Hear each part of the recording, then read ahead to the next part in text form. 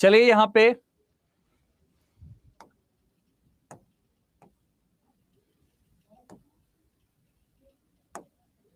हम बात करेंगे, इस पे ध्यान नहीं देना है, पहले मेरी बातों पे ध्यान देना है। HTTP एंड HTTPS, ये जो प्रोटोकॉल है ये HTTP प्रोटोकॉल का ही क्या है, एक एक्सटेंडेड रूप है। Hypertext transfer protocol, hypertext transfer protocol और hypertext transfer protocol secure. आज का जो क्लास का टॉपिक है वो है सिक्योरिटी एस्पेक्ट। ध्यान दीजिएगा, कंप्यूटर नेटवर्क का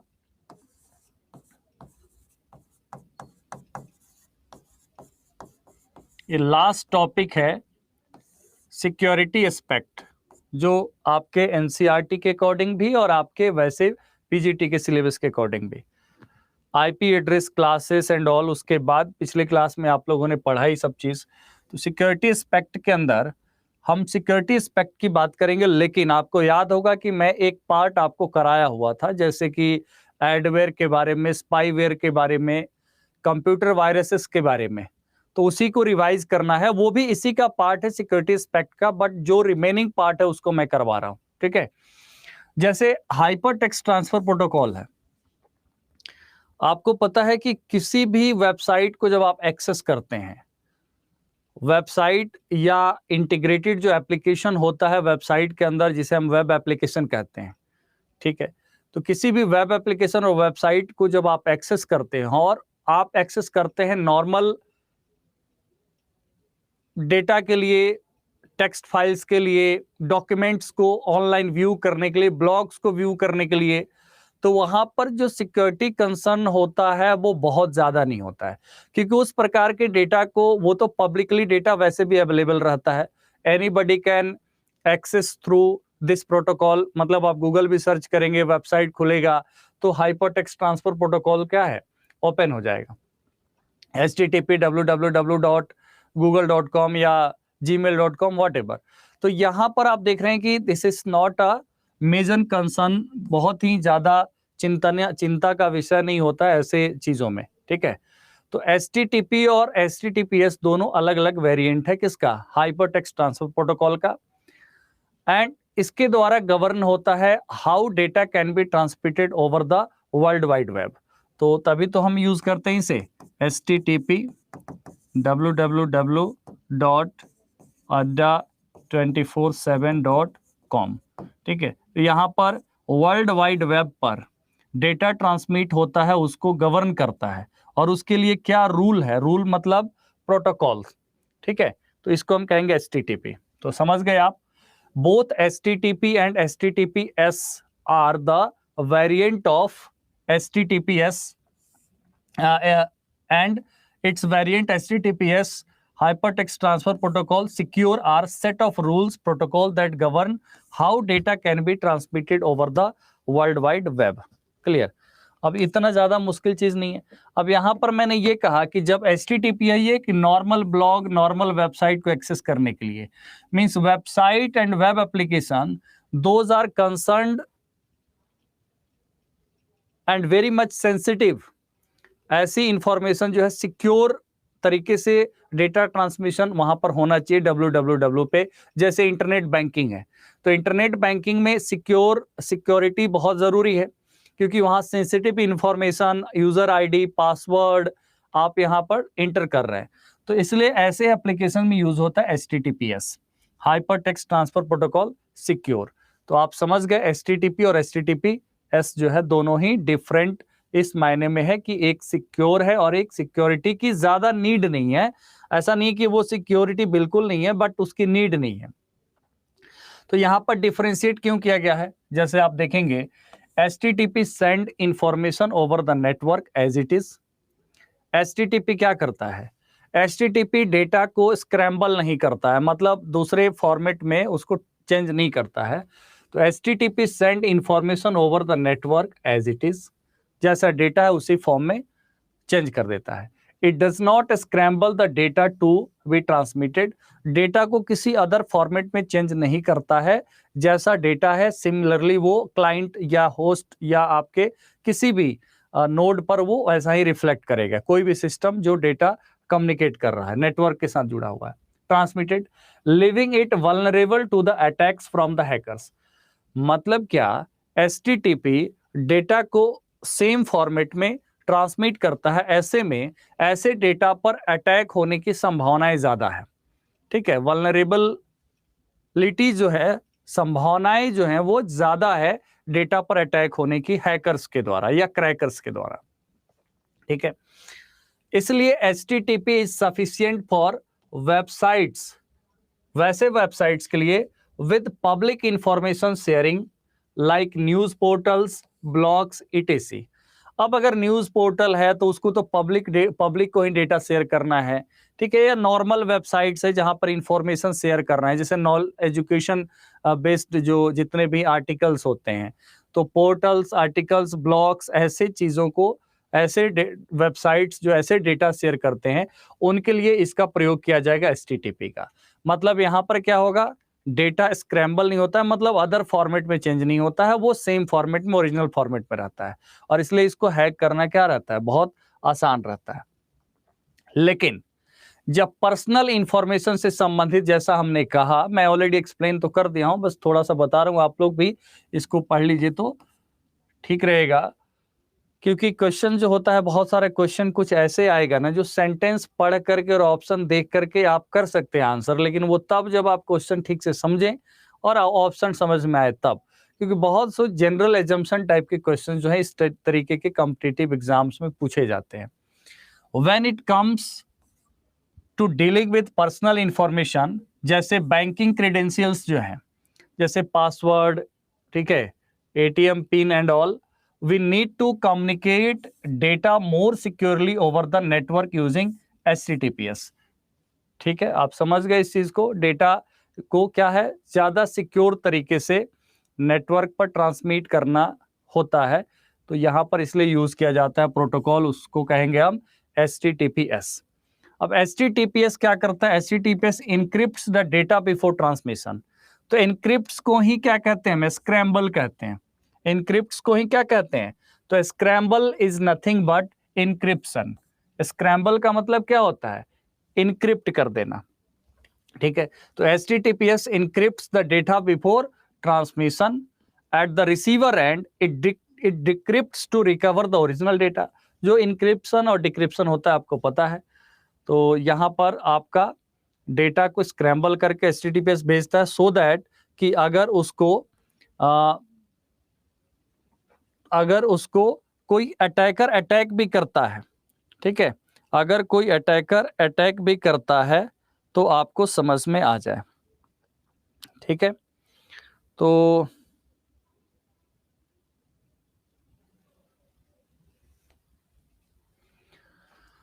उसके बाद यहां पर आप देखेंगे last line, HTTPS based websites require SSL digital certificate. SSL digital certificate ऐसे वेबसाइट्स के लिए जरूरी होता है जो HTTPS यूज करते हैं, और ये क्या होता है, सिक्योर सॉकेट लेयर। क्या होता है ये, सिक्योर सॉकेट लेयर सर्टिफिकेट होता है।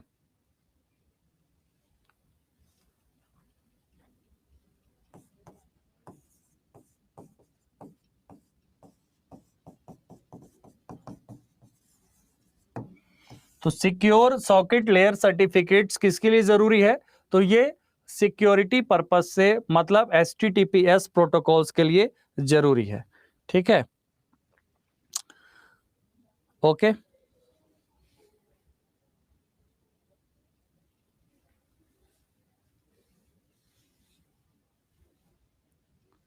तो समझ में आ गया तो मुझे बताइए दोनों के बीच डिफरेंस क्या समझ में आ गया। बेसिकली ये जो प्रोटोकॉल है, आपसे कहा जाए SSL जो है, सिक्योर सॉकेट लेयर, ये भी एक प्रोटोकॉल है, एनक्रिप्शन का प्रोटोकॉल है। किसका प्रोटोकॉल है ये एनक्रिप्शन का प्रोटोकॉल है, क्योंकि यहां पर डेटा ट्रांसमिशन इनक्रिप्टेड फॉर्म में हो रहा है, तो इनक्रिप्टेड फॉर्म में हो रहा है, इसलिए यहां पर SSL डिजिटल सर्टिफिकेट रिक्वायर्ड होता है, सिक्योर सॉकेट लेयर फॉर, ये इनक्रिप्शन प्रोटोकॉल है। किस लिए है, इनक्रिप्शन प्रोटोकॉल है। संजीत कह रहे हैं ये सब तो सबको आता है। चलिए बताइए किसको किसको आता है। आता है तो नहीं पढ़ाया जाएगा? बताइए, आता है तो आपको नहीं पढ़ाया जाएगा।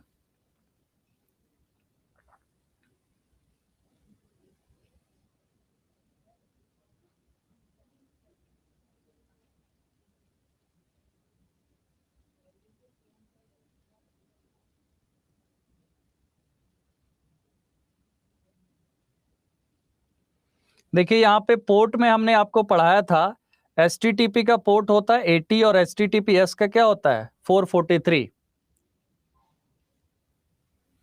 HTTP का पोर्ट होता है 80 और HTTPS का होता है 483। ये मैंने आपको ऑलरेडी 443 सॉरी, ये ऑलरेडी मैंने आपको उस दिन भी लिखाया था 443। तो HTTP पोर्ट नंबर कितना होता है 80 और HTTPS का 443 होता है, क्योंकि बोथ आर डिफरेंट एप्लीकेशन। अरे मैंने ऐसे बोल दिया, उन्होंने कहा था तो इसलिए बोल दिया, आप लोग चिंता मत करिए। आप एक के कहने से हम ऐसा थोड़ा होगा कि हम नहीं पढ़ाएंगे, ये तो बस कहने वाली बात है। चलिए यहाँ पे HTTP पोर्ट नंबर 80 और HTTPS 443। Okay clear. अब आगे हम चलेंगे। फायरवॉल मैं कल पढ़ाया था, कल या परसों, बट उसको थोड़ा सा मैंने पढ़ाया, बट मुझे लगा कि नहीं, इसके थोड़ा सा और इसमें आपको क्लैरिटी की नीड है, क्योंकि कुछ लोगों का आया था कि सर थोड़ा और क्लैरिटी। आप में से अब जो लोग होंगे उनको तो पता ही होगा, तो फिर इसको मैं क्लियर कर देता हूं थोड़ा सा 5 मिनट में। देखिए फायरवॉल बेसिकली एक फिल्टर का काम करता है, ठीक है। फायरवॉल का इम्प्लीमेंटेशन हार्डवेयर पे भी हो जाता है और सॉफ्टवेयर पे भी होता है, इसलिए इसे कहा गया है कि हार्डवेयर और software based network security system. तो फायरवॉल नेटवर्क सिक्योरिटी सिस्टम है that can be implemented using hardware and that can be also be implemented using software. तो हार्डवेयर के द्वारा भी इम्प्लीमेंट हो सकता है और सॉफ्टवेयर के द्वारा भी इम्प्लीमेंट हो सकता है, ठीक है। और जो अनऑथराइज्ड एक्सेस होता क्या है, जैसे हैकर से, वायरस से, वर्म से, ठीक है। नेटवर्क में अगर ऐसे कोई भी वेबसाइट्स जिसमें मैलिशियस कंटेंट है, मैलिशियस कंटेंट मतलब हार्मफुल कंटेंट है, उसको फिल्टर करके उसको ब्लॉक करना, ये फायरवॉल का काम है। तो a firewall is a hardware और software based network security system. It prevents unauthorized access, hackers, viruses, worms.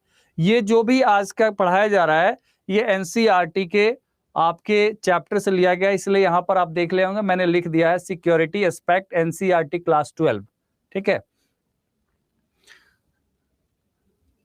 और वहीं से लिया गया है, ठीक है। तो यहां पर आप देखेंगे फायरवॉल अनऑथराइज्ड एक्सेस से प्रिवेंट करता है। Firewall are used to prevent unauthorised internet users to accept private networks connected to the internet. All data entering or leaving intranet pass through the firewall. मतलब किसी प्राइवेट नेटवर्क के अंदर या private internet के अंदर भी अगर हम बात करें तो जो भी डेटा इंटर होता है उस प्राइवेट इंटरनेट के अंदर, मतलब एक ऐसा इंटरनेट लाइक नेटवर्क जो किसी एक ऑर्गेनाइजेशन का हो, किसी स्पेसिफिक ऑर्गेनाइजेशन का हो, तो जो भी डेटा इंटर होगा वो फायरवॉल के थ्रू पास होगा, और जो बाहर जाएगा वो भी फायरवॉल के थ्रू पास होगा। इसका मतलब क्या है, firewall examines each packet, each data packet, each blocks those that do not meet the specified security criteria, ठीक है। अगर वो सिक्योरिटी क्राइटेरिया को फुलफिल नहीं करता है तो उसको क्या करेगा, ब्लॉक कर देगा। तो फायरवॉल फिल्टर करता है inbound and outbound traffic. Network में ट्रैफिक का मतलब होता है डेटा ट्रांसमिशन। नेटवर्क ट्रैफिक क्या है, ट्रांसमिशन, मतलब किसी भी मीडियम और किसी भी तरीके से डेटा अगर आ रहा है, पास हो रहा है एक जगह से दूसरी जगह पे, उसे ट्रैफिक कहा जाता है।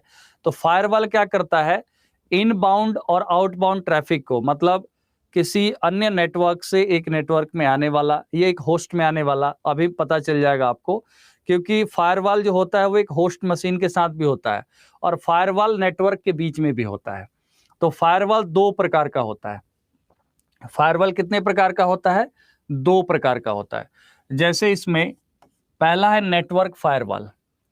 नेटवर्क फायरवॉल दो नेटवर्क के बीच में सपोज यहां पर एक नेटवर्क है और यहां पर एक नेटवर्क है, तो दो नेटवर्क के बीच में प्लेस किया जाता है, ठीक है। एंड होस्ट बेस्ड जो एक कंप्यूटर के साथ अटैच्ड होता है, तो इसलिए यहां पर आप देखेंगे फर्स्ट नेटवर्क फायरवॉल क्या है, इसको नेटवर्क फायरवॉल कहा जाता है। If the firewall is placed between 2 or more networks and monitors the network traffic between the different networks, it is termed as network firewall। तो फायरवॉल में एक तो हो गया जो नेटवर्क के बीच में यूज होता है, तो ये नेटवर्क फायरवॉल हो गया, और एक होगा होस्ट बेस्ड फायरवॉल। दूसरा क्या है?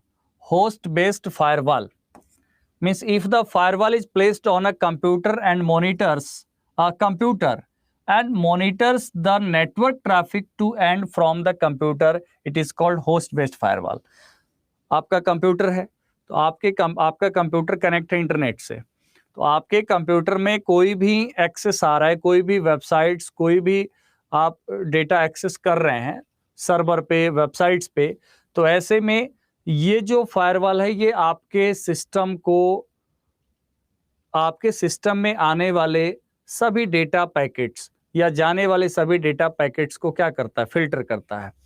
तो होस्ट बेस्ड फायरवॉल इसका मतलब हुआ कि जो भी ट्रैफिक आ रहा है नेटवर्क से उसको मॉनिटर कर रहा है, ठीक है, to and from that computer, आपके कंप्यूटर से बाहर जाने वाला भी और आने वाला भी, ठीक है। तो इसको कहा जाएगा host based firewall.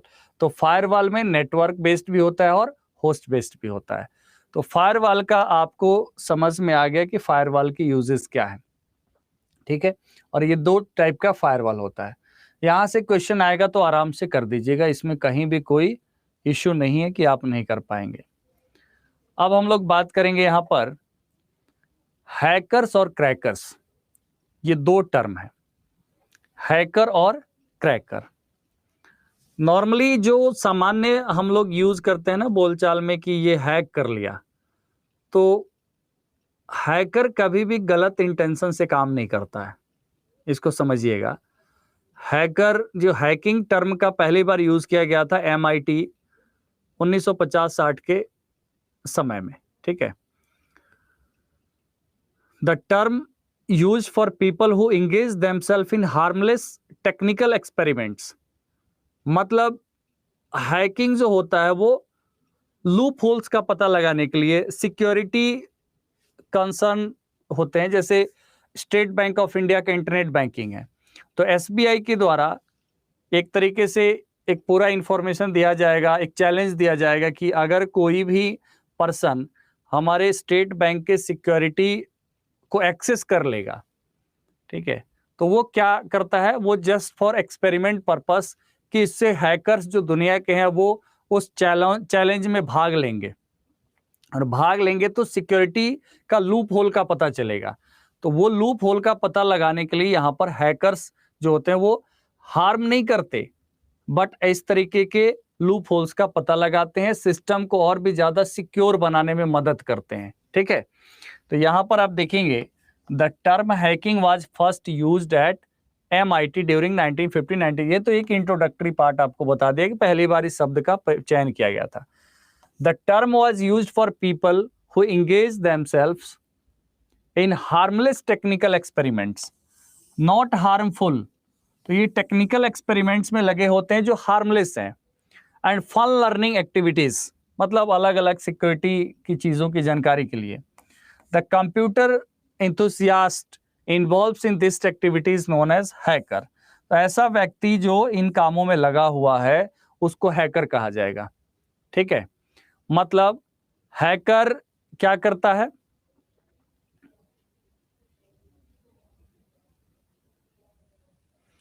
Hacker access the computer without the intention of destroying data maliciously harming the computer. अब यहां पर आपके मन में यहां पर आएगा कि एक मुश्किल की ऐसा कैसे, हैकर जो एक्सेस करता है कंप्यूटर को उसका मकसद डेटा को डिस्ट्रॉय करना नहीं है, ठीक है। या मैलिशियसली हार्मिंग द कंप्यूटर, मतलब कोई ऐसा वायरस वहां पर छोड़ना नहीं है, ठीक है। या मैलिशियस कंटेंट या मैलिशियस सॉफ्टवेयर, मतलब किसी भी हार्मफुल कंटेंट को वो वहां पर शेयर नहीं करता।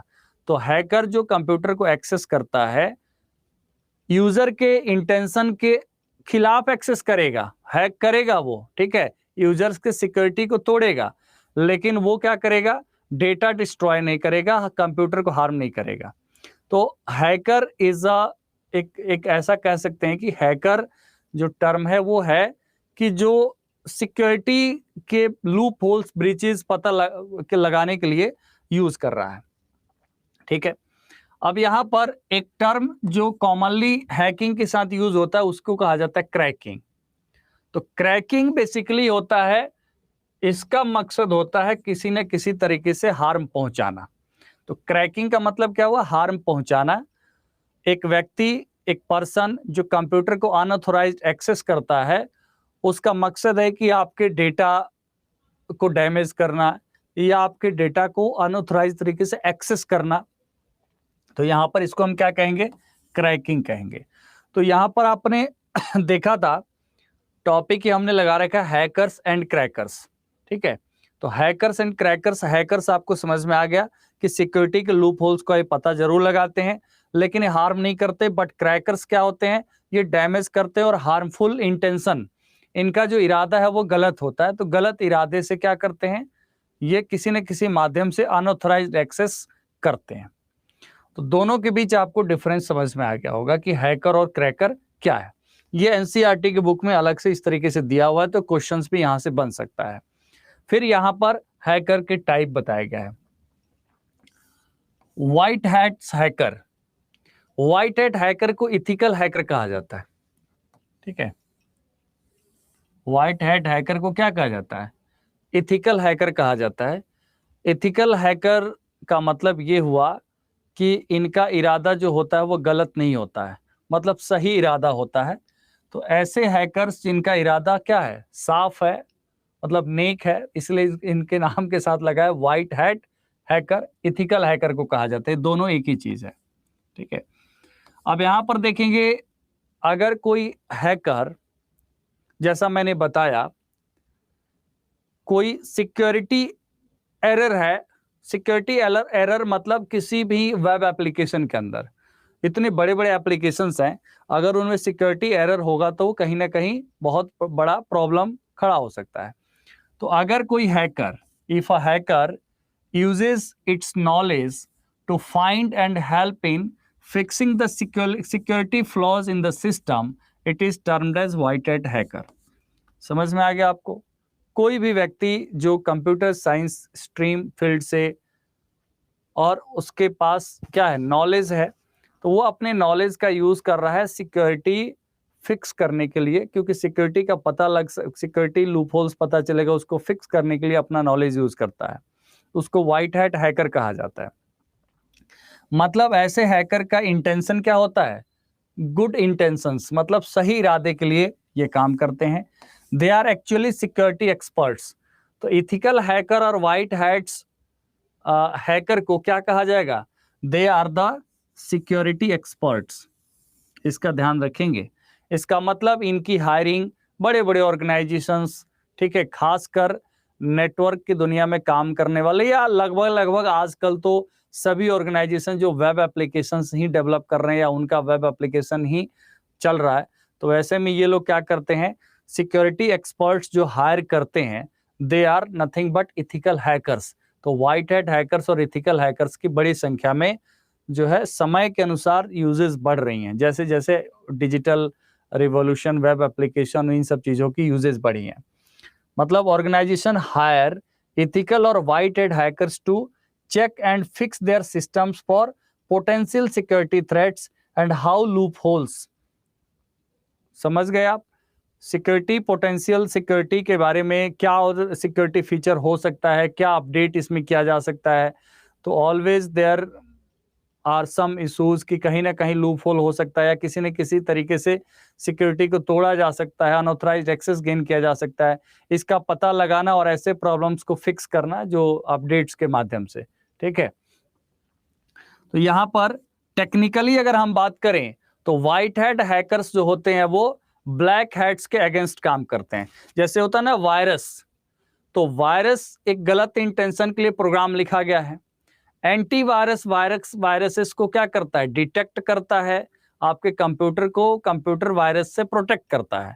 उसी तरीके से यहाँ पर आप देखेंगे तो ब्लैक हैट्स हैकर्स होते हैं वो वायरस के जैसा होते हैं। ठीक है, मतलब वो जस्ट लाइक इनका फीचर क्या है, एक वायरस का फीचर है जिसका इरादा है किसी न किसी तरीके से हार्म करना फाइल को, सिस्टम को। एंड व्हाइट हैट हैकर्स जो होते हैं इनका है उसके अगेंस्ट काम करना, कि वो ब्रेक ना कर पाए, एक्सेस ना कर पाए, हैक ना कर पाए।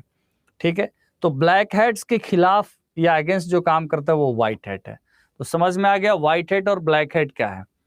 ब्लैक हैट क्या है, हैकर्स अगर अपने नॉलेज को अनएथिकली ब्रेक करते हैं, सिक्योरिटीज को डिस्टर्ब करते हैं, सिक्योरिटीज को, exploiting the flaws and loopholes in the system, then they are called black hat hackers. तो black hat hackers are nothing but cracker. आप समझ गए। तो व्हाइट हैट हैकर जो है वो नॉर्मली हैकर है, ठीक है, इथिकल हैकर है। एंड ब्लैक हैट हैकर्स जो है वो क्या है, क्रैकर है। तो हैकर और क्रैकर इतना मुश्किल नहीं था, ये आपको समझ में आ गया होगा। लेकिन अगर इसकी जानकारी नहीं होती तो इससे क्वेश्चन आता तो आप नहीं कर सकते थे, क्योंकि लिटिल बिट डिफरेंस है। अगर उतनी जानकारी नहीं है तो आप गलत बना देते इस क्वेश्चन को। ओके, समझ गए आप लोग। तो मुझे बताइए, मतलब आप में से वो लोग जो पहले से जानते हैं उनको, उनसे नहीं पूछ रहा हूं, जो लोग पहली बार पढ़ रहे हैं।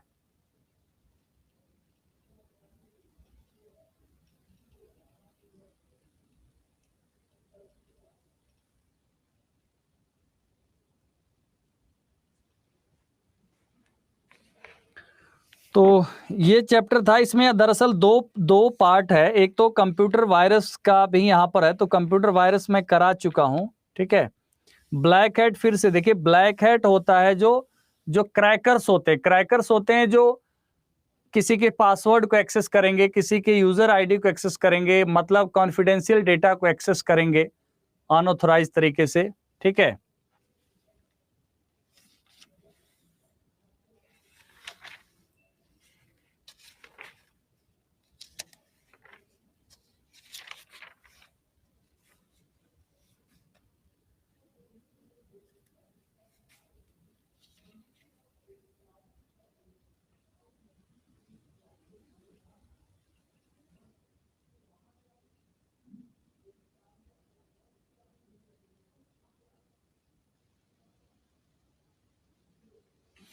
देखिए कुछ हैकर्स होते हैं वो सुनील बिल्कुल बता रहा हूं, कुछ हैकर्स जो होते हैं ना वो न्यूट्रल होते हैं। न्यूट्रल मतलब कि नीड अराइजेस तो वो कुछ सिक्योरिटी के लूप होल्स का पता लगाएंगे। तो कुछ न्यूट्रल सीधे डिफरेंशिएट करना ब्लैक हैट और वाइट हैट के अलावा क्या होता है, एक हैकर होता है जिसे कहा जाता है ग्रे हैट कहा जाता है।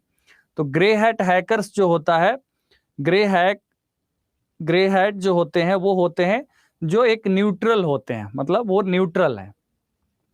ओके, अरे रेड हैट नहीं होता है। मेनली ये दो पढ़िए, दो से आपका जो है क्वेश्चन का काम चल जाएगा। अब कुछ क्वेश्चंस करते हैं।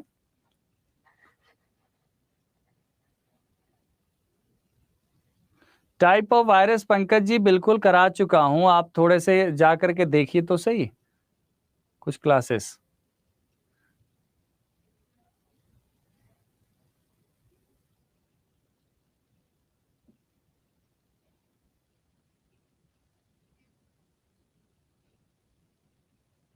फायरवॉल और एंटीवायरस सेम कैसे होगा? फायरवॉल वैसे वेबसाइट्स और वैसे कंटेंट्स जो ऑनलाइन डिजिटली अवेलेबल है उसको क्या करते हैं, उसको फिल्टर आउट करते हैं। Antivirus is nothing but, antivirus तो आपके सिस्टम में किसी भी माध्यम से कोई वायरस आ गया तो उसको डिटेक्ट करना और उसको क्या करना, उसको डिलीट करना। ठीक है,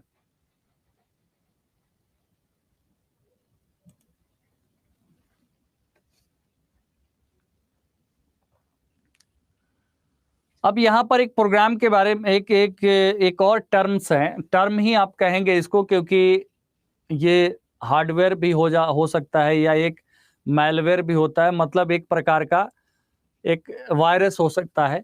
तो की लॉगर इसे कहा जाता है। की लॉगर क्या है कि की लॉगर, अगर मान लीजिए आपके सिस्टम में की लॉगर इंस्टॉल है या की लॉगर एक हार्डवेयर के तौर पे यूज किया हुआ है, तो आप जो भी टाइप करेंगे कीबोर्ड से डेटा कैप्चर कर लेगा, और आप कॉन्फिडेंशियल डेटा टाइप कर रहे हैं तो वो भी कैप्चर कर लेगा। जब वैसे डेटा कैप्चर करके वो सेंडर के पास भेज देगा, तो ऐसे में क्या होगा कि आपके उस कॉन्फिडेंशियल डेटा का गलत यूज हो सकता है, ठीक है, जो आपको हार्मफुल हो सकता है, ठीक है।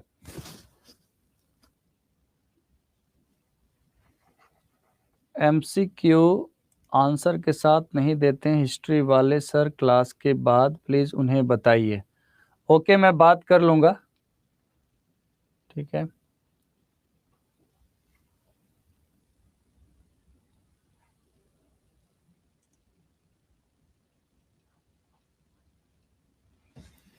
की लॉगर मेक्स, देखिए यहाँ पे की logger can be either malware और हार्डवेयर।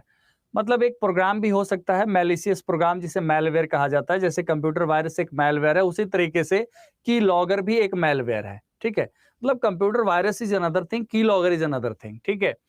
मैलवेयर है और ये हार्डवेयर भी हो सकता है। द मेन पर्पस क्या है, जैसे मैंने आपको एक्सप्लेन किया कि मेन पर्पस ये है कि आपके कीबोर्ड से जो डेटा आप इनपुट करते हैं उसको कैप्चर कर लेना। तो the main purpose of this malware is to record the keys pressed by a user on the keyboard, ठीक है। Key logger makes log of daily keyboard usage and may send it to an external entity as well. ये क्या करता है, पूरे दिन का आप जो भी की प्रेस कर रहे हैं, ठीक है, डेली कीबोर्ड जो आप प्रेस कर रहे हैं वो उसका एक लॉग बना लेता है, मतलब एक फाइल क्रिएट कर लेता है, एंड उसको एक एक्सटर्नल, मतलब जो की लॉगर्स भेजा है उसके पास ये ट्रांसमिट कर देता है। In this way very sensitive and personal information like password, email, private conversations etc can be revealed to an external entity without the knowledge of the user। User को पता भी नहीं चलेगा और ये डेटा क्या होगा, उसके द्वारा की प्रेस्ड है वो डेटा कहीं और चला जाएगा। तो बहुत सारे जो है सिक्योरिटी थ्रेट्स हैं, ये सारे क्या हैं, सिक्योरिटी थ्रेट्स हैं जिसका हेल्प लिया जाता है। और फॉर कन्वीनियंट नेटवर्क सिक्योरिटी, मतलब प्रॉपर नेटवर्क सिक्योरिटी इसलिए जरूरी है इन सभी चीजों के अगेंस्ट, ठीक है। तो की लॉगर, अब हम बात करेंगे कुछ इनके बेसिस पे क्वेश्चंस की, और कुछ क्वेश्चंस और होंगे जो थोड़े मिसलेनियस टाइप के होंगे, जो अब तक के टॉपिक्स होंगे। तो उन सारे क्वेश्चंस को करके हम नेटवर्क को आज यहाँ रहने देंगे, ठीक है। Apart from the model test, mock test जो होगा उसमें तो सारे सब्जेक्ट के क्वेश्चंस आएंगे, और इसके बाद हम डेटाबेस शुरू करेंगे, ठीक है। डेटाबेस मैनेजमेंट सिस्टम को शुरू किया जाएगा, जो अगेन इससे बड़ा पार्ट है, और बहुत इससे भी ज्यादा इसका इंपॉर्टेंस तो है ही है, नो डाउट। कंप्यूटर नेटवर्क से क्वेश्चंस डेफिनेटली अच्छे खासे तादाद में रहेंगे। उसी तरीके से डेटाबेस का भी बहुत बड़ा रोल है, ठीक है। तो यहां पर आप देखेंगे पहला क्वेश्चन है, which of the following act violates, answer दीजिए क्या होगा। Which of the following act violate cyber security,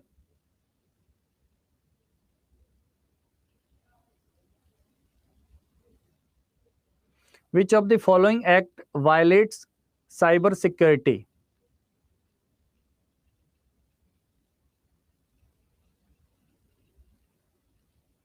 देखिए, थ्रेट का मतलब खतरा होता है, लेकिन आपको यहां पर एक्ट, कौन सा काम यहां पूछा गया है कि कौन सा काम होता है जो वायलेट साइबर सिक्योरिटी के वायलेट करता है। तो यहां पर हम बोलेंगे अटैक, क्या बोलेंगे, अटैक बोलेंगे, ठीक है। इसको हम बोलेंगे attack, okay. Answer is B, answer is 2, okay. Next question है, fill in the blanks is the kind of firewall is connected between the device and the network connecting to internet is the kind of firewall is connected between the device and the network connecting to the internet.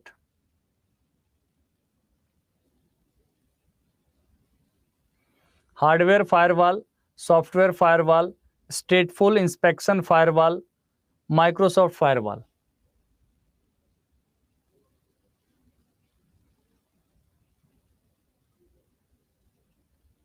देखिए, आपको मैंने बताया कि एक network based firewall होता है, एक host based firewall होता है, ठीक है, एक नेटवर्क बेस्ड, एक होस्ट बेस्ड। तो यहां पर सीधे तरीके से आपसे पूछा गया है कि फिल इन द ब्लैंक्स, ये सब एनसीईआरटी से हैं, ठीक है, ये सब क्वेश्चन जो है अभी करा रहा हूं एनसीईआरटी के हैं।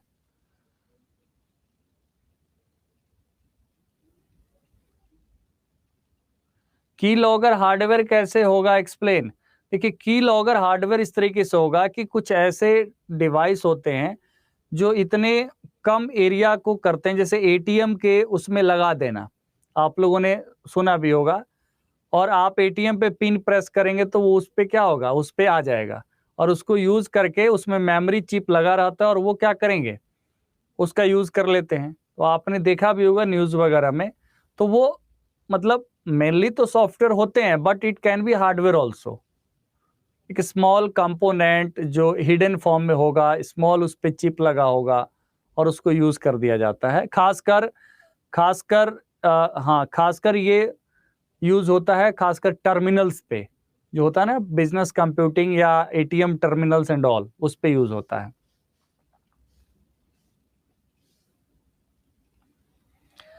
देखिए, फायरवॉल जो होता है वो हार्डवेयर बेस्ड और सॉफ्टवेयर बेस्ड हो सकता है मेनली, ठीक है, और उसमें भी एक नेटवर्क बेस्ड और होस्ट बेस्ड। तो यहाँ पर ये क्या होगा, हार्डवेयर फायरवॉल होगा, क्योंकि यहाँ पर आपसे क्या पूछा गया, fill in the blanks kind of firewall is connected between the device and the network connecting to the internet, network connecting to the internet, और उसके बाद बिटवीन द डिवाइस इसका यूज होता है। तो यहाँ पर हार्डवेयर फायरवॉल होता है। जनरली जो होस्ट बेस्ड जो फायरवॉल होते हैं ना, उसमें सॉफ्टवेयर बेस्ड फायरवॉल यूज होता है, ठीक है, जो आपके मशीन पे, एक पर्सनल कंप्यूटर पे जो यूज होता है। नेक्स्ट है, firewall examines each fill in the blanks that are entering और leaving the internet internal network.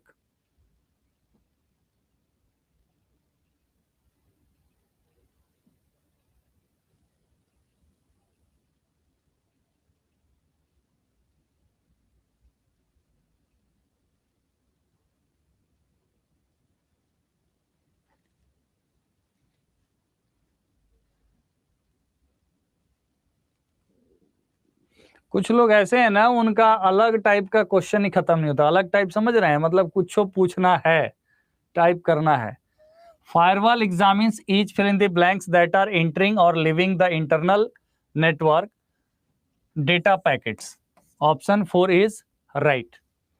Next question ये है, fill in the blanks persistence and up to date with the latest technological updates and their flaws are some of the major qualities an ethical hacker must need to have।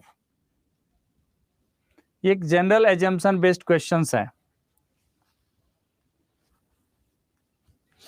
Software and application में क्या difference है भैया? कोनो difference नहीं है।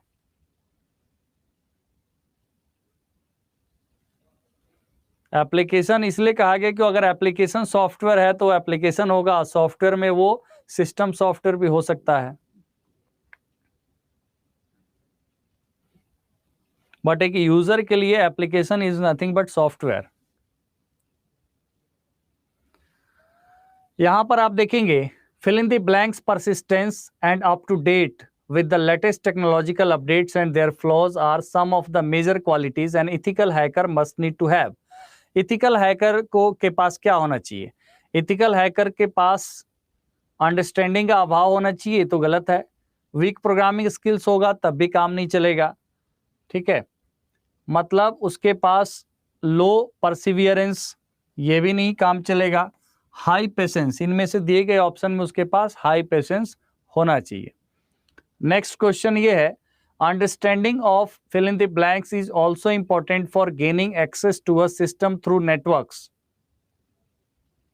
Understanding of fill in the blanks is also important for gaining access to a system through networks.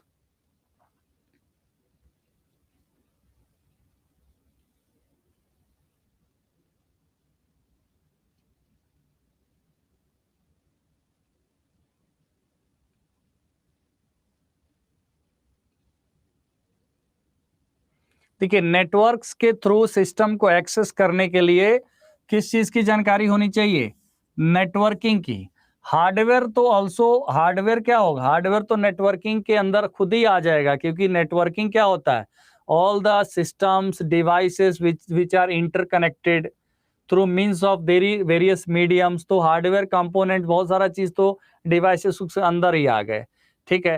And when we से network, it means कि network is a collection of 2 और मोर सिस्टम्स, ठीक है। मैं उसी को एक्सप्लेन कर रहा हूं, ओके। विजेता का क्वेश्चन है ओएस क्यों नहीं हो सकता? आपको मैं बता रहा हूं, व्हेन वी से नेटवर्क, तो नेटवर्क का डेफिनेशन क्या है? व्हेन 2 और मोर सिस्टम्स आर इंटरकनेक्टेड।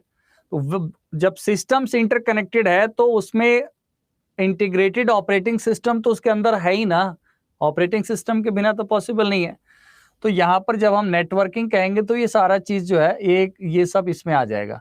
तो understanding of networking is also important for gaining access to a system through networks, okay.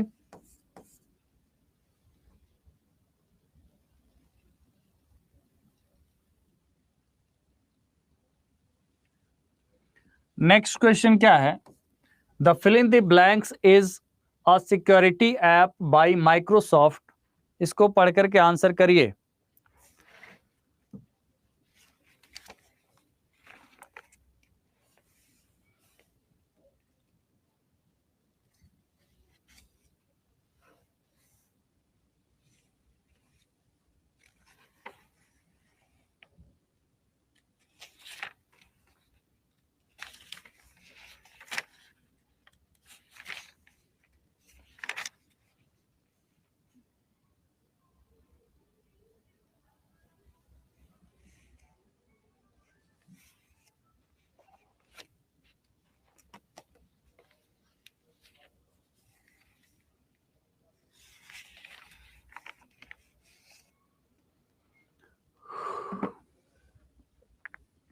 यहां पर आपसे पूछा गया है, इसका आंसर क्या होगा? Windows firewall. विंडोज फायरवॉल इसका आंसर होगा। Windows firewall is a security app by Microsoft which is built in one into Windows operating system that is designed to filter network data from your Windows system and block harmful communications or the programs which are initiating them. Okay? जो Windows हम use करते हैं operating system, इसमें क्या होता है? By default Windows का firewall होता है, ओएस के साथ ही होता है, विंडोज ऑपरेटिंग सिस्टम के साथ ही विंडोज फायरवॉल होता है। जब उसमें भी ऑप्शन आता है, आप उसे ऑन करके रखते हैं, तो वो क्या करता है? नेटवर्क डेटा को फिल्टर करता है जो उस ऑपरेटिंग सिस्टम में इंटर करता है, और उसमें क्या करता है? उसको ब्लॉक करेगा। अगर हार्मफुल, अगर कोई प्रोग्राम जो इंटर हो रहा है उसको वो ब्लॉक कर देगा, ठीक है। तो बाय डिफॉल्ट विंडोज के ऑपरेटिंग सिस्टम में क्या होता है? यहां पर यूज होता है, ठीक है। नेक्स्ट है, which of the below mentioned reason do not satisfy the reason why people create a computer virus.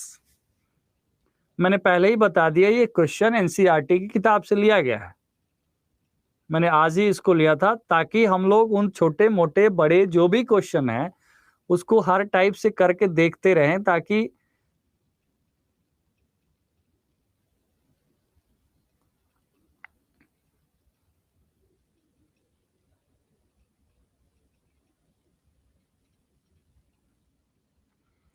which of the below mentioned reason do not satisfy the reason why people create a computer virus? Research purpose, pranks, identity theft, protection.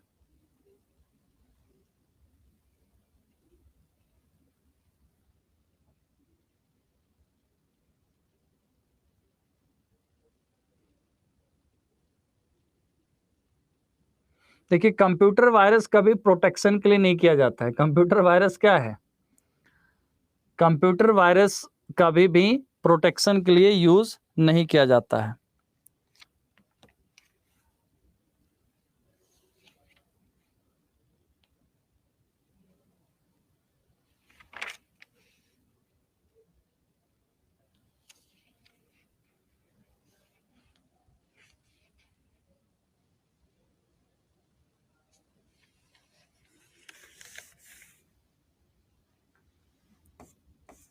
यहाँ पर कुछ लोग pranks कर रहे थे। Pranks भी होता है समटाइम्स। क्या करना, मतलब किसी न किसी तरीके से आपको आपके डेटा को, अनवांटेड डेटा को आप तक पहुंचाना। ठीक है, अनवांटेड डेटा को आप तक पहुंचाना, उसमें भी जैसे एडवर्ड टाइप की चीजें, तो वो भी एक वायरस का इंटेंशन हो सकता है। नेक्स्ट है, if you want to find the number of routers between a source and destination, the utility to be used is। देखिए, सोर्स और डेस्टिनेशन के बीच में, जैसे एक नेटवर्क से दूसरे नेटवर्क के बीच में क्या होता है, को कनेक्ट करना।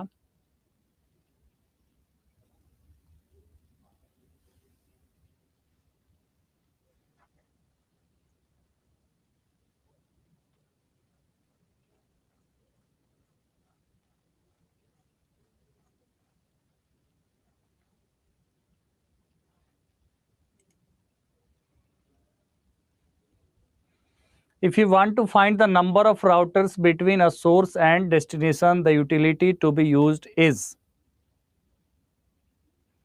इसके लिए यूटिलिटी जो यूज होता है वो ट्रेस रूट यूटिलिटी यूज होता है। क्या यूज होता है? ट्रेस रूट यूटिलिटी यूज होता है। ठीक है।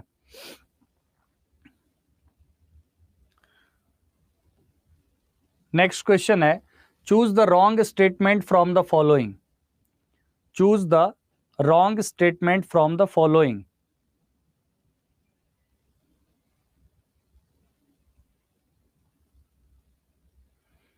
Choose the wrong statement from the following. NS lookup is used to query a DNS server for DNS data. Ping is used to check connectivity. Path ping combines the functionality of ping with that of root.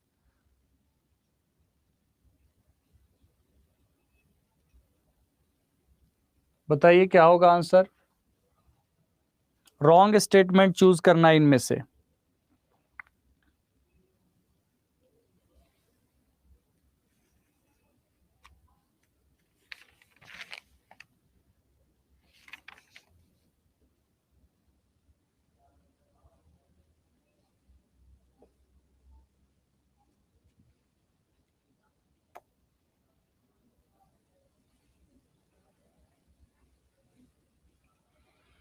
देखिए, यहाँ पे wrong statement जो है, यहाँ पर क्या होगा? 3। बाकी बिल्कुल सही है। NS look is used to carry a DNS and उसके बाद ping is use to check configuration and उसके बाद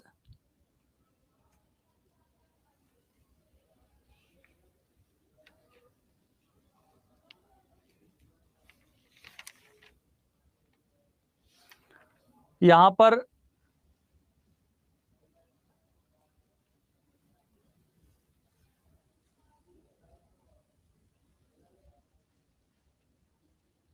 आईपी कॉन्फ़िग होता है। ये स्पेलिंग मिस्टेक हो गया है। ओ सॉरी, ये आईपी कॉन्फ़िग होता है, यहां पर टाइपिंग मिस्टेक हो गया एफ की जगह पे। ओके।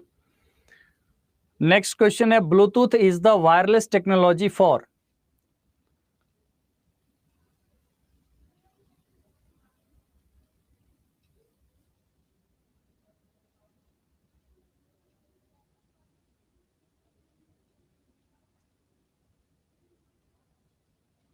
देखिए, कमांड लाइन इंटरफेस में कमांड्स यूज किए जाते हैं। Bluetooth is a wireless technology for personal area network, PAN, personal area network. Next है, in wireless distribution system, in wireless distribution system multiple access points are interconnected with each other, There is no access point, only one access point. Access points are not required. In wireless distribution system,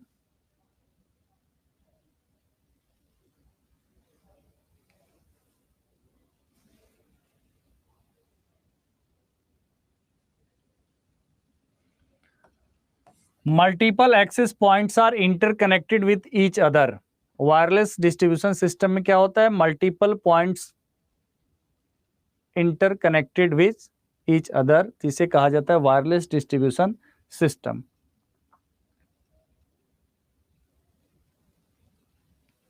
next question है, fill in the blanks topology requires a multi point connection.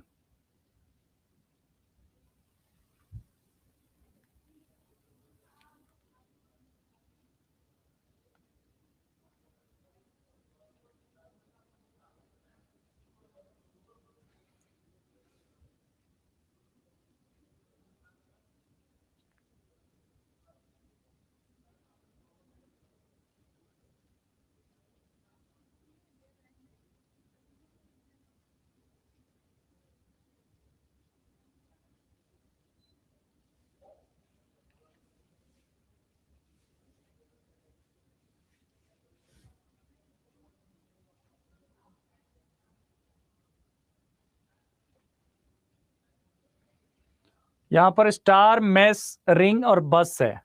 तो यहां पर आप देखेंगे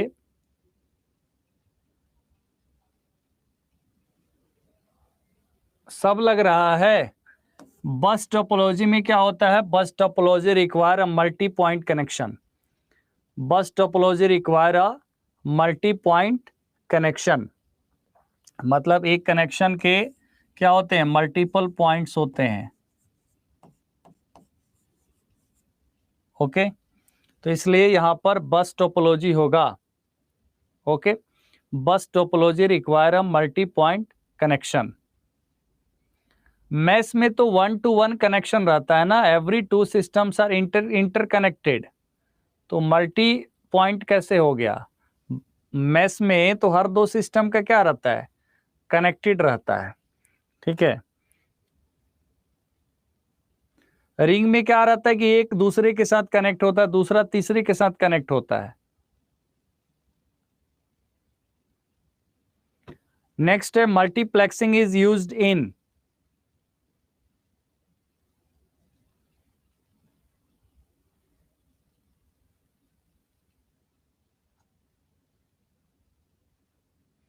multiplexing is used in.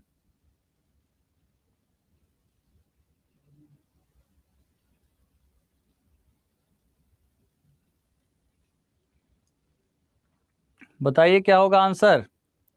Multiplexing is used in. Multiplexing का use होता है circuit switching में. क्यों? क्योंकि multiplexing different signals coming from the different sources उसको किसी एक मीडियम के थ्रू पास करता है. तो इसका यूज किया जाता है किसमें? सर्किट स्विचिंग में. ओके.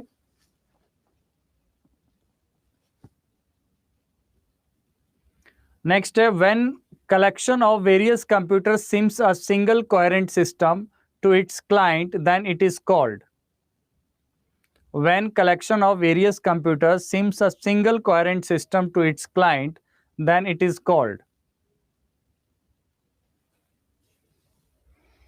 थोड़ा सा रिवीजन भी करते रहिए, जितनी चीजें आप लोग पढ़े हैं उसका रिवीजन भी करते रहिए, उसमें भी थोड़ा टाइम दीजिए.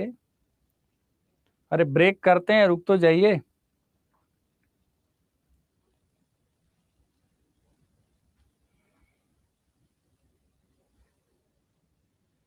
एक चीज को 2 बार पढ़िए कम से कम. एक बार तो पढ़िए क्लास के बाद. When collection of various computers seems a single coherent system to its client, then it is called distributed system. क्या कहा जाएगा? इसे डिस्ट्रीब्यूटेड सिस्टम कहा जाता है. नेक्स्ट क्वेश्चन ये है, in computer network nodes are.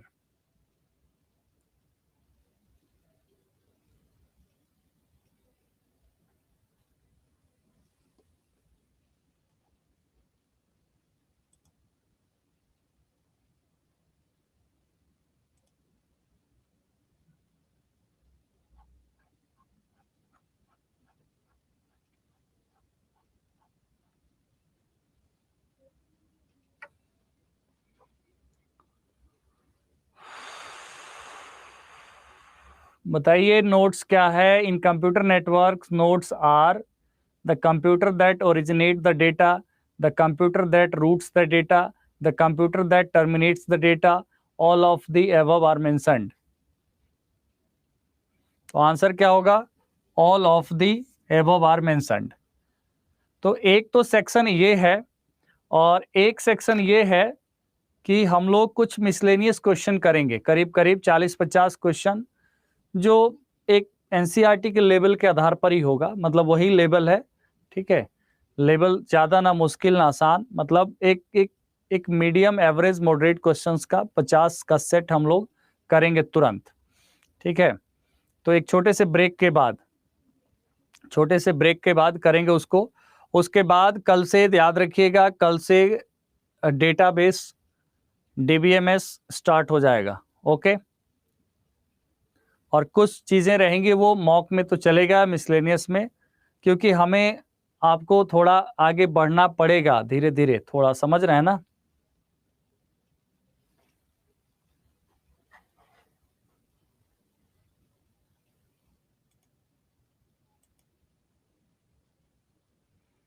Boring subject है डीबीएमएस तो कोई दिक्कत नहीं है, डीबीएमएस हाँ बोरिंग को आसान किया जाएगा।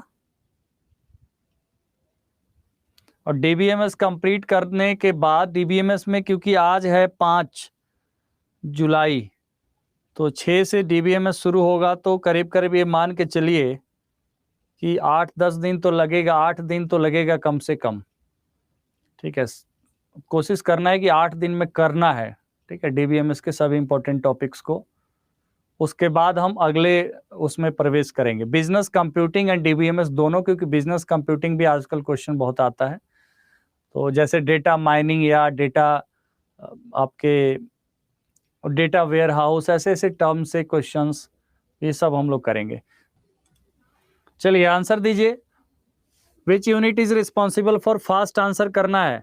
Which unit is responsible for converting the data received from the user into a computer understandable format. User से डेटा रिसीव करके कंप्यूटर अंडरस्टैंडेबल फॉर्मेट में कौन चेंज करता है? जल्दी जल्दी से आंसर करिए फटाफट। इनपुट यूनिट क्या करता है? ये काम कौन करता है? इनपुट यूनिट करता है, ओके। आंसर क्या होगा? Input unit. Next, 1 nibble is equivalent to how many bits? अभी पढ़ाया नहीं है वैसे तो आपके, बट निबल का तो आसान सवाल है। 1 निबल कितने का होता है? 1 निबल 4 बिट्स का होता है। फटाफट आंसर करिएगा।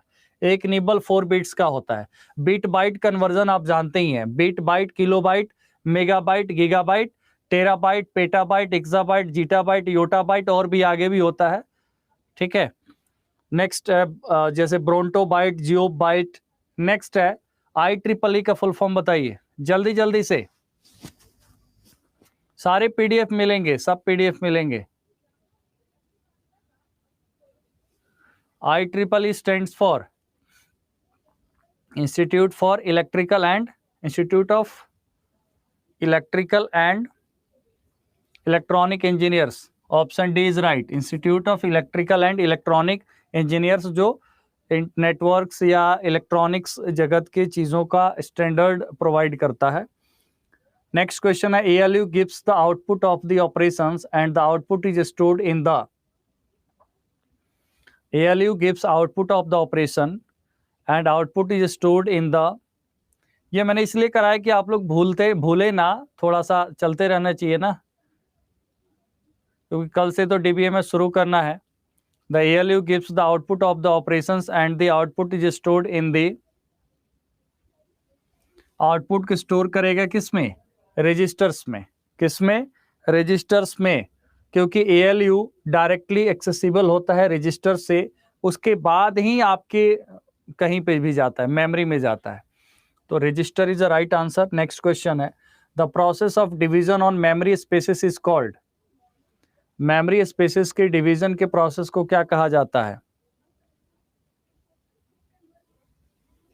सेगमेंटेशन कहा जाता है। क्या कहा जाता है? सेगमेंटेशन। नेक्स्ट है, which of the following is design to control the operations of a computer. Which of the following is designed to control the operations of a computer? User, application software, system software, utility software. Designed to control the operations of the computer is a system software. System के operations को control करने के लिए design किया गया है वो system software है. क्या है? सिस्टम सॉफ्टवेयर है. नेक्स्ट है, which of the following is the device use for converting map, picture and drawing into digital form of storage in computer? बताइए. Image scanner, digitizer, MICR scanner. Digitizer कहा जाता है इसे. क्या कहा जाता है? डिजिटाइजर. पढ़ाया है सब चैप्टर में. इनपुट आउटपुट डिवाइस तक भी कराया हुआ है. Which of the following can access the server? Web client, user, web browser, web server. Which of the following can access the server? Server को एक्सेस कौन कर सकता है?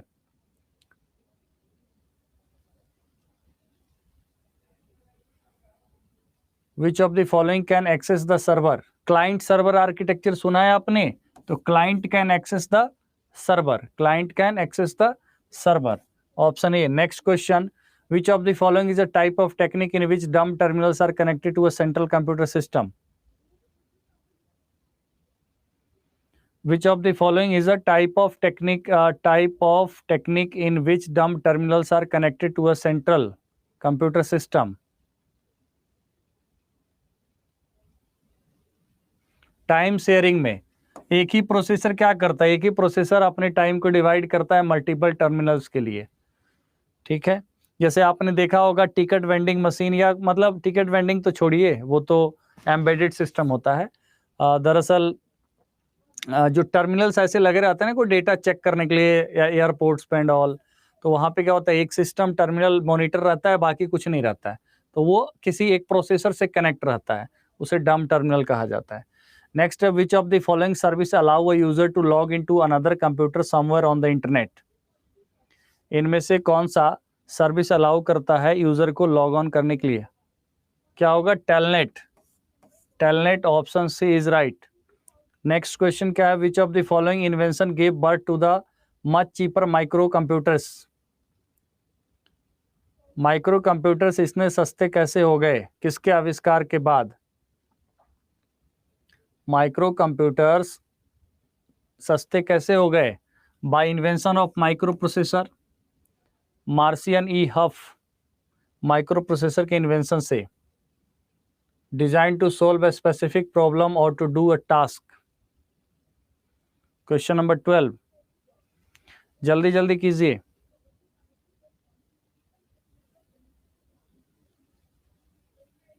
क्वेश्चन नंबर 12 आंसर क्या होगा इसका? Application software. Application software are design to solve a problem, task. Which of the following is not a process state?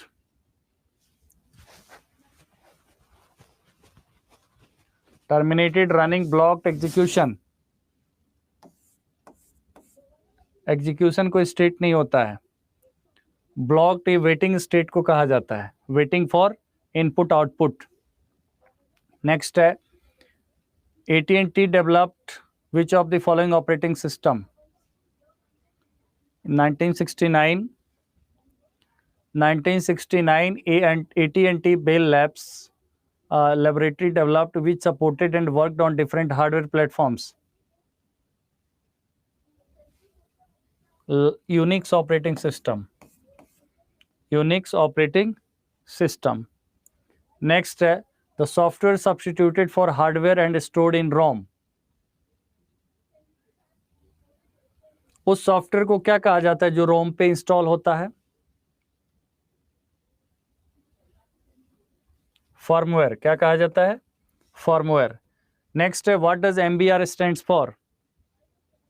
What does MBR stands for? MBR क्या है?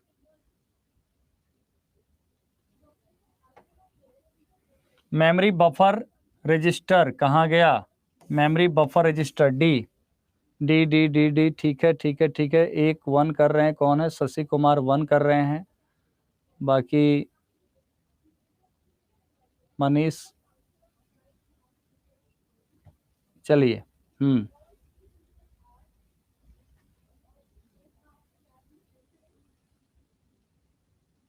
ये मत सोचिए मैं देखता नहीं हूं। नेक्स्ट क्वेश्चन क्या है? Which of the following holds the last instruction fest?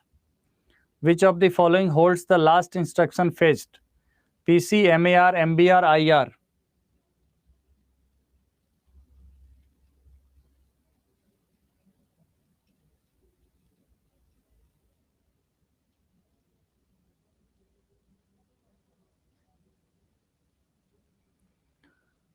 Last instruction phase, that is, which of the following holds the last instruction phased?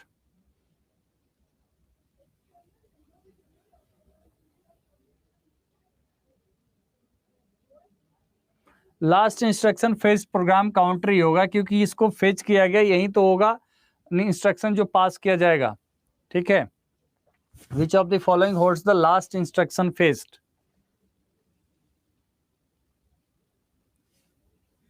Which of the following holds the last instruction phased? एक second, इसमें थोड़ा सा correction है। एक second, थोड़ा correction है। Last instruction fetched मतलब instruction register होगा, और next instruction that is going to be executed that is program counter होगा। ठीक है, तो इंस्ट्रक्शन रजिस्टर बिल्कुल सही है। Okay, IR done. Next question, what does D in the D flip flop stands for? Current instruction save करता है, इसका मतलब फेच हुआ है, लास्ट में फेच हुआ है, वही तो करंट बन जाता है। What does D in the D flip flop? Delay. Next, what is responsible for creating a process from a program? What is responsible for creating process from the program? Vashishtha कह रहे हैं मेरा नाम लीजिए, बताइए। एक प्रॉब्लम नहीं है दुनिया में, बहुत प्रॉब्लम है। मतलब हमसे नाराज होने के कई बहाने हैं। यहां देखिए, प्रोसेस क्या? Operating system. ऑपरेटिंग सिस्टम ही प्रोग्राम को प्रोसेस में कन्वर्ट करता है। ओके, नेक्स्ट है ARPANET का फुल फॉर्म बताइए।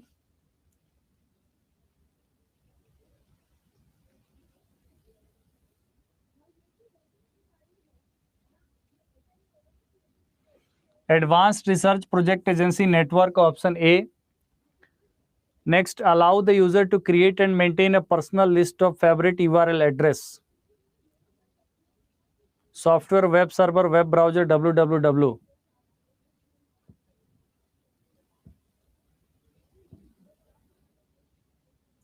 Web browser. Web browser allow you to maintain a personal list of favorite URL classes, addresses. C.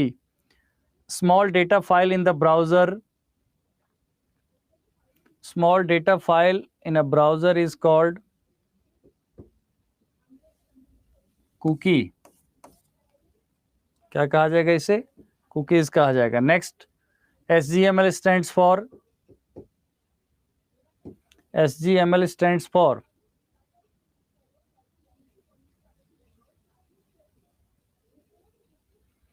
HTML Standard Generalized Markup Language.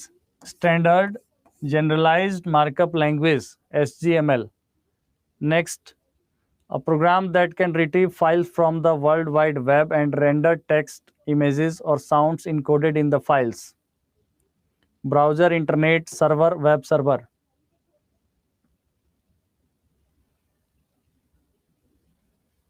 It is called browser. क्या कहा जाता है इसे? Browser. Private तो है क्या? मैसेज सभी लोग को दिख रहा है क्या? सबका मैसेज सब कोई देख पा रहा है, यहां तो प्राइवेट किया हुआ है।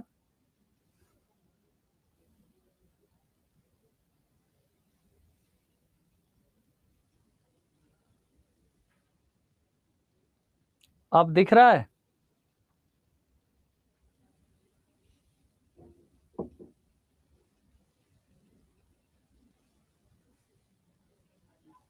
अच्छा, अब दिख रहा है। अच्छा, पब्लिक है।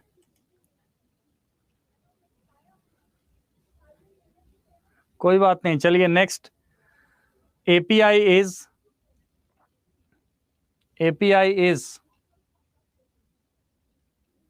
अब नहीं दिख रहा है, इसका आंसर क्या होगा? एपीआई का फुल फॉर्म होता है application programming interface, application programming interface, API. Next, fill in the blanks is a paradigm of distributed computing to provide the customers on-demand utility-based computing service.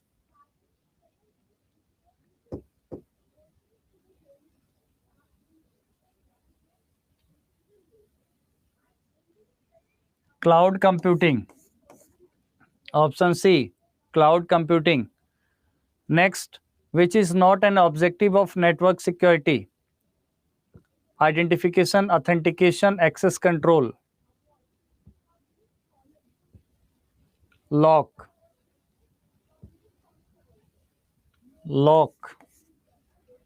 Next, the process of transforming plain text into unreadable text.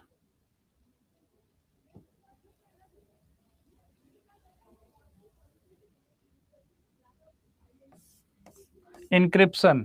क्या कहलाता है? Encryption. Next,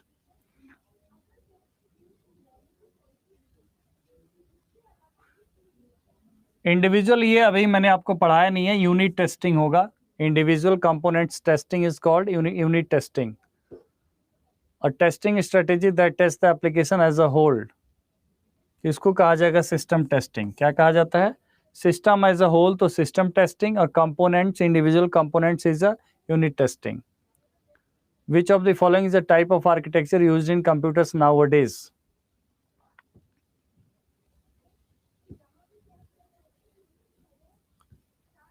Nowadays, which of the following is a type of architecture used in a computers nowadays?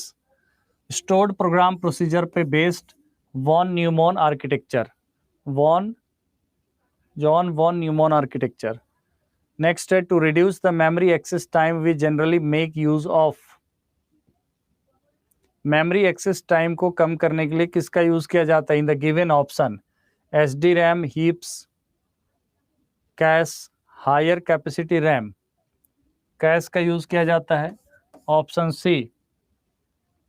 Next, who is the father of software engineering? Who is the father of software engineering? Watts S Humphrey. Next, CASE stands for?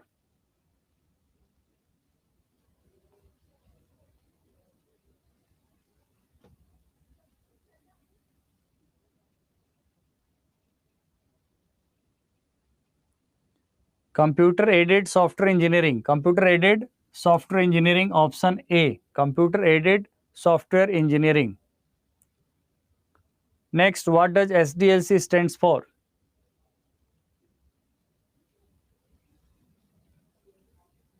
SDLC,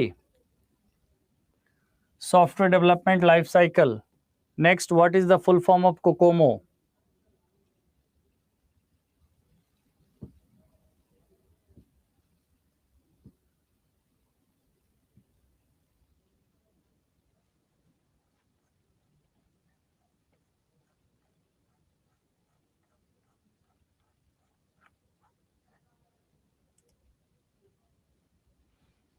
constructive cost estimation model, answer क्या होगा?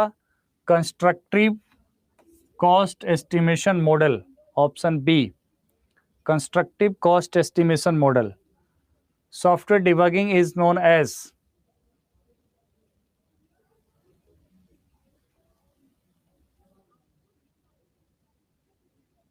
Finding and correcting errors in a program code, finding and correcting errors in a program code. Next, communication between a computer and a keyboard involves which transmission? Keyboard computer के बीच में कौन सा transmission होता है?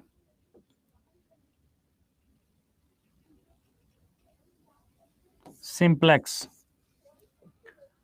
fill in the blanks, the physical path over which a message travels.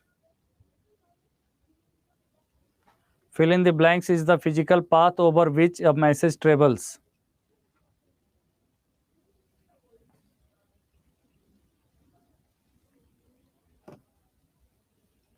Medium. Next, two devices are in a network if two devices are in a network if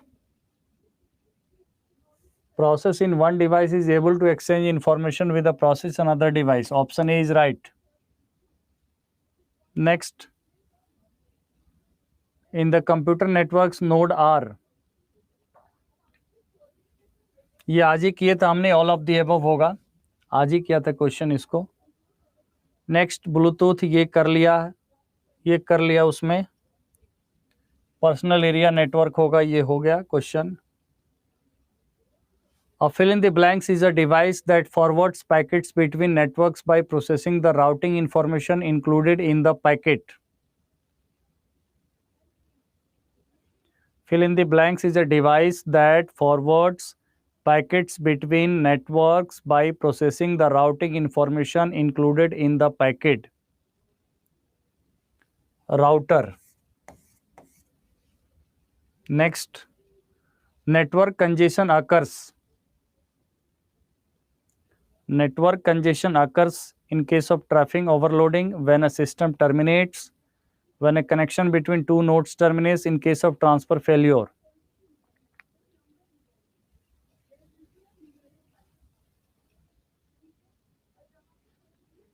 In case of traffic overloading. Next, DSL telecompany provide which of the following services? Digital subscriber line जो telecom companies हैं वो क्या provide करते हैं?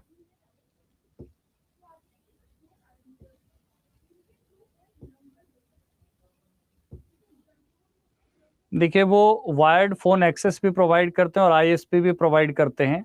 तो answer हो जाएगा C, wired phone access and ISP, मतलब wired phone access as well as internet service provider. Next, what is information about data is called, मतलब data about data is called, data about data is called what? Metadata. Data about data is metadata. Next, copying a process from memory to disk to allow space for another process is called?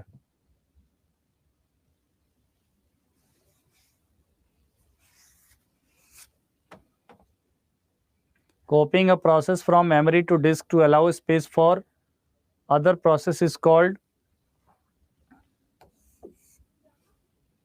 swapping. क्या कहा जाएगा इसे? Swapping कहा जाएगा. Next, a combinational logic circuit that is used when it is desired to send data from two more sources through single transmission line is called?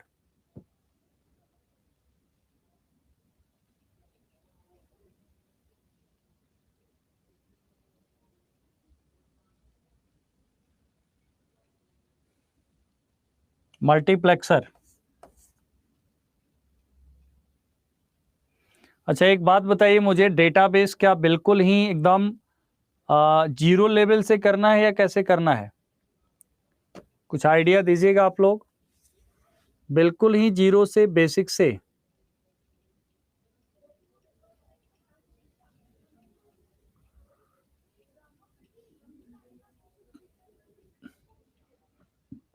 अगर आप लोगों को टाइम मिले तो कुछ पहले के सेशंस भी देखते रहिए बीच बीच में, मतलब रिवीजन के पर्पस से. ठीक है. अरे जीरो से मतलब क्या, जीरो से सीखने के लिए करना होता है, बाकी तो एग्जाम लेवल ही होगा, एग्जाम लेवल.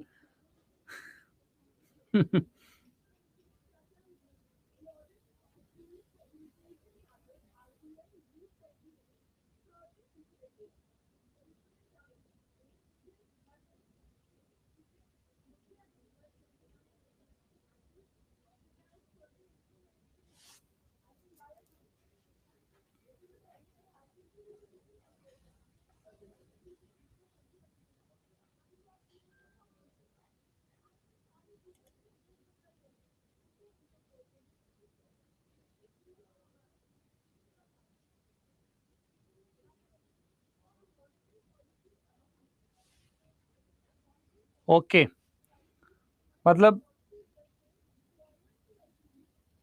मैं समझ गया।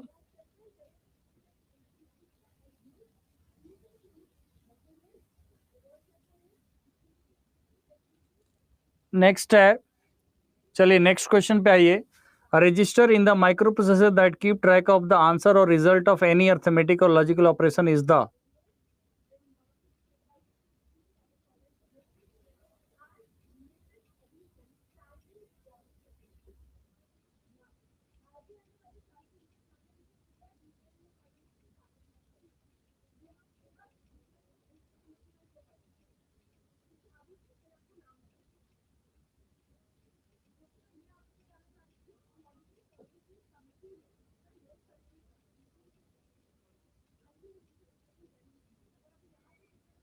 कुछ लोग 3 कर रहे हैं, कौन है 3 करने वाले?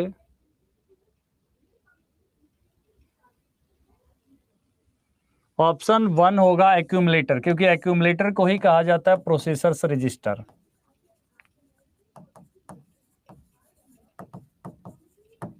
ठीक है, नेक्स्ट है, in which of the following state the process is waiting for processor.